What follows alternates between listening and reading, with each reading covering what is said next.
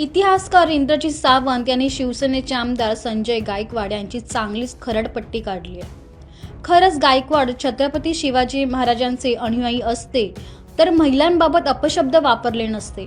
एवढं होऊनही संजय गायकवाड सारखा माणूस अजूनही आमदारपदी आहे हे महाराष्ट्राचं दुर्दैव, अशी टीका इतिहासकार इंद्रजित सावंत यांनी केली आहे.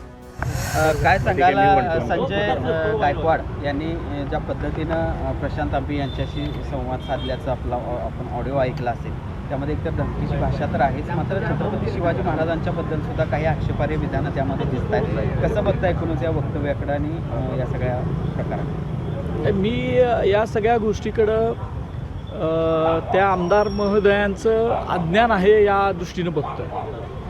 कारण त्यांनी काय वाचलं असेल असं वाटत नाही. शिवाजी महाराजांच्या बद्दलचं काहीच वाचलं असेल असं मला वाटत नाही.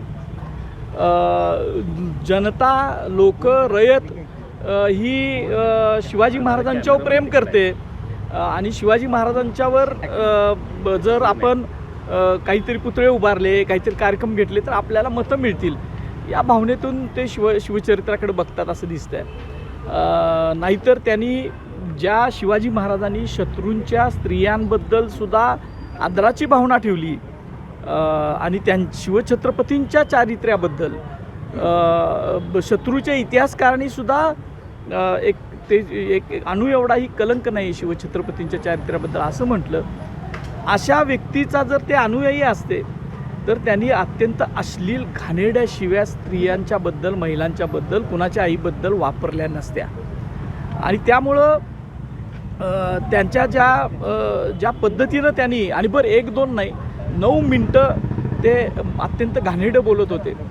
आणि खरं तर महाराष्ट्राचं दुर्दैव आहे की महाराष्ट्रात राज्य हे पुरोगामी आणि सुसंस्कृत राज्य म्हटलं जातं आणि अशा महाराष्ट्र राज्याच्या विधान भवनामध्ये, सर्वोच्च सभागृहामध्ये अशा अत्यंत घाणेरड्या शिव्या देणारा, महिलांविषयीच्या अत्यंत खालच्या थरावरची भाषा वापरणारा व्यक्ती आमदार म्हणून अजूनपर्यंत आहे.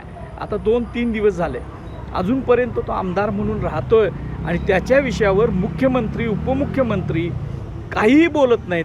याच्यासारखं कुठलीही दुर्दैवाची गोष्ट नाही आहे. खरं कारवाई होत नाही. तुम्ही सुद्धा अशा प्रकारचे अनेकांबद्दल बोललेले होते. तुमच्या बाबतीत सुद्धा प्रशांत कोरटकरनं बोलला होता. ठोस अशी कारवाई होत नाही म्हणून हिंमत होते असं वाटतं तुम्हाला? प्रशांत कोरटकरच्या बाबतीत सुद्धा आपण बघितलं की त्याच्यावर आता वर्ष होऊन गेलं.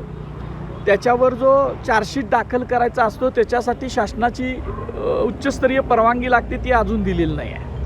म्हणजे शिवाजी महाराजांच्या विषयावर वारंवार अपमान करणाऱ्या लोकांना एक प्रकारे सेफगार्ड केलं जातं आहे का, अशी एक भावना आहे. तशीच गोष्ट याबद्दल सुद्धा आहे का? कारण 2 दिवस झालं गुन्हा नोंद करायला झटपटावं लागलं त्या प्रशांत आंबींना. आणि ज्या पद्धतीनं कोरटकरला सेफगार्ड केलं आहे, त्या सोलापूरकरला सेफगार्ड केलं आहे, असे अनेक व्यक्ती आहेत. तो गोविंदगिरी महाराज आहे, आता नव्यानं तो धीरेंद्र बाबा कोण आहे तो बोलला आहे. ह्यांना सगळ्यांना सेफगार्ड करायचं चाललं आहे. महाराष्ट्राच्या अस्मितेवर एक वेगळ्या पद्धतीचं संकट आहे आणि ते आपण कसं परतवून लावणार याचा विचार केला पाहिजे. खरं तर आता शिवाजी कोण होता या पुस्तकावरच बंदी घालण्याची मागणी हिंदुत्ववादी संघटना करतात आणि या सगळ्या पुस्तकामध्ये जे संदर्भ दिलेले आहेत ते पूर्णतः चुकीचे आहेत अशा पद्धतीचा दावा चुकीचा आहे तशा प्रकारचा दावा. आता जर फक्त नावावरून बंदी घालायची असेल तर मग गजानन भास्कर मेहेंदळेंच्या पुस्तकावर बंदी घालावी लागेल. शिवाजी अँड हिज टाइम्स नावाचं पुस्तक आहे त्यांचं. जदुनाथ सरकारांच्या हाऊस ऑफ शिवाजीवर बंदी घालावी लागेल. अशी शेकड्यांची यादी मी देऊ शकतो की ज्यांनी शिवाजी महाराजांना शिवाजी म्हटलं. मग शिवाजी विद्यापीठाच्या नावाचं काय करायचं? मग INS शिवाजी नावाचा आपल्याकडं डॉक आहे किंवा हे आहे, त्याचं काय करायचं? अशा अनेक गोष्टी आहेत की ही जी काय लोक बोलायला लागलेले आहेत की ह्याच्यावर बंदी घाला, त्याच्यावर बंदी घाला. शिवाजीमधला जी हा आदरार्थक आहे हे यांनी समजून घेतलं पाहिजे. शिवाजी महाराजांचं महाराष्ट्राच्या मातीशी किंवा इथल्या लोकांशी खूप जिव्हाळ्याचं नातं आहे, भूमिपुत्रांशी. आणि त्यामुळं जसं आपण ज्योतिबाला ज्योतिबा म्हणतोय, खंडोबाला खंडोबा म्हणतोय, तसं शिवाजी महाराजांना शिवाजी, शिवबा असं म्हणायची पद्धत ही 350 वर्षापासून आहे. आणि त्याच्याबद्दल कधी छत्रपती घराण्यातल्या लोकांनी सुद्धा आक्षेप घेतला नाही आणि त्याच्या अगोदरच्या कुणी घेतला नाही. म्हणजे शिवाजी महाराजांच्या नावानं विद्यापीठ काढणारे त्यांनी शिवाजी विद्यापीठ ठेवलं नाव, त्यांच्याबद्दल काय अनादर होता म्हणून नाव ठेवलं आहे? लष्करामध्ये शिवाजी महाराजांच्या आयने शिवाजी नाव ठेवलं आहे, लष्कराला शिवाजी महाराजांच्या विषयी अनादर होता म्हणून त्यांनी नाव ठेवलं आहे. शिवाजी या नावाचीच ताकद इतकी मोठी आहे. किंवा प्रोफेसर बाळकृष्णनी शिवाजी द ग्रेट म्हटलं. असे अनेक संदर्भ सांगता येतील. त्याच्या पुस्तकामधल्या ज्या इतिहासाच्या ज्या गोष्टी आहेत, संदर्भ आहेत का नाहीत याच्या विषयावर आपण डिबेट करू शकतो, याच्या विषयावर आपण चर्चा करू शकतो. पण अशी मग अनेक पुस्तकं आहेत की ज्यांनी संदर्भहीन लिहिलं आहे, कथा कादंबऱ्या. आत्ताच ही जी कादंबरी होती संभाजी नावाची, विश्वास पाटलांची, जे आता हे जे अध्यक्ष झालेत साहित्य संमेलनाचे, त्यांच्या पुस्तकांच्यावर सुद्धा खोटं त्याच्यात लिहिले म्हणून कितीतरी आक्षेप आलेत. अशी किती पुस्तकांवर तुम्ही बंदी घालणार?